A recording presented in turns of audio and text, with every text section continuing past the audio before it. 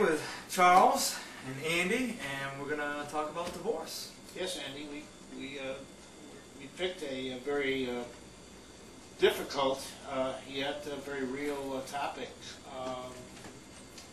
You were talking about the rate of divorce? Yes, I was saying that years ago it was, I heard it was like 58%, but I think you had said that it was even higher than that. What I had heard, statistics are as good as the people who are making them, but it was around 65%. Wow. But, I've always adopted a saying in my practice as a psychotherapist and even now as a consultant that skirts can either go up, they can only go two ways, up or down. And I really think that some of the values that were practiced years ago that kept marriages and families together will return in some fashion or another. There was a point while I was practicing, there were articles coming out, professional articles coming out, indicating that the family would disintegrate. I strongly disagree with that. Strongly disagree. I still believe that the family is the basic unit of our society, and that it must continue in some form or another in order for our society to function, let alone thrive. Without the family, I'm afraid we're going to kind of hell in a handbasket. And I think it will start to turn around because there's so much out there now. Well, I think it's really about skill level. And things have changed, technology has changed, our way of living has changed. We're more separated now. Families are more separated from their grandparents or aunts and uncles. So people are more alone and they have less help from the family. As were years ago in the 50s, you lived usually, and even in America, in the same house, or at least the same neighborhood, as your grandmother, your aunt, your uncle. That's so right. You had like a set of 6 parents. That's right.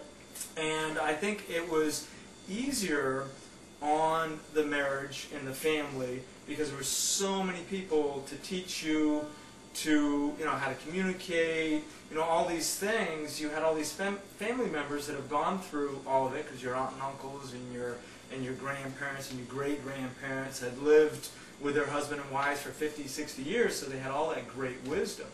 And I think we've lost a little bit of that because we move away and we're taught, live in a big house and move from state to state from all your relatives.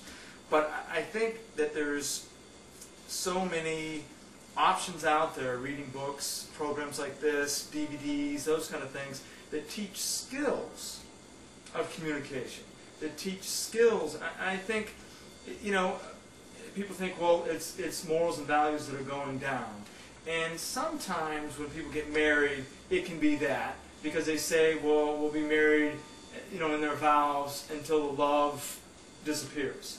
And that kind of attitude or that kind of perception of a marriage, yes, then there's not much you can do about it. It's probably going to break down.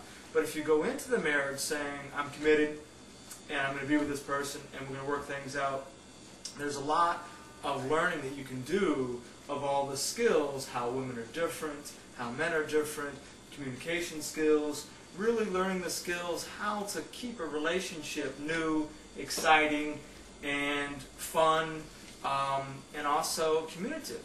Where there's less anger, where there's less upsetness, where there's not regret and all those emotions. Well, I think you're right. I think as a psychotherapist, my basic role was that of a teacher.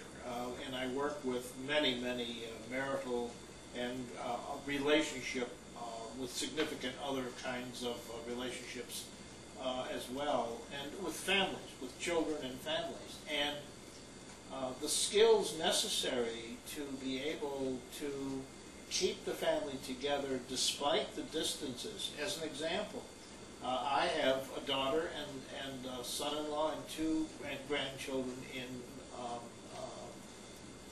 Virginia. I have 2 sons with 5 grandchildren between them in Vermont and New Hampshire. Now, we don't get to see them on a regular basis, and they don't get to see us either, coming down to see us. However, the communication that we obviously use as often as possible, and for that reason I got an unlimited long-distance calling program, is we contact each other during the week as needed, and certainly on a regular basis. It's important. It's important to us as grandparents. I believe it's important to them. Our grandchildren appreciate it. And it's a very, very necessary kind of thing.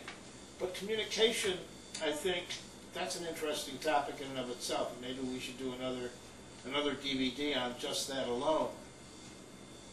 Communication, as I have taught people how to become more effective, seems to have the greatest amount of difficulty, not with talking or expressing, but with listening. That's a very important part of People communication. don't listen anymore. Everybody needs to be an authority, and no one's listening to anybody. And everybody needs to be heard, but nobody wants to listen. Which cancels it out. Yeah, I mean, it's an automatic cancellation that occurs as a result of that. But again, that's a topic for another day, perhaps.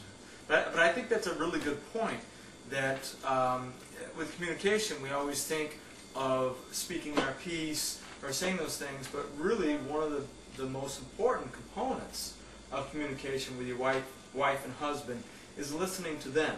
Because if you listen to them, you give them the opportunity to really express themselves and to really get out the issues that they have, and they're more likely to listen to you.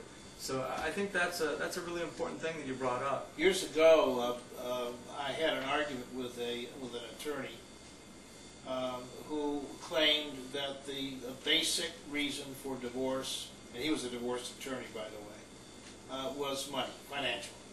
I disagreed with him. I disagreed. I think there were many other factors, not money notwithstanding, but there were many other factors, one of the main factors being communication. A breakdown in communication will lead to a breakdown in the marital relationship, or in any kind of relationship, whether it's a business relationship, whether it's a coach trying to spur his athletes on. I don't care what kind of relationship you're talking about. Communication is essential, and it's a skill. It's not something that we need to or should take for granted, okay, as you're suggesting. Right. So. Yeah, definitely. And well, since our topic is on divorce, then why don't we head towards how, for example, women, how do the 68% or 65% or whatever around there, what are some things that they can do to help themselves cope with a divorce?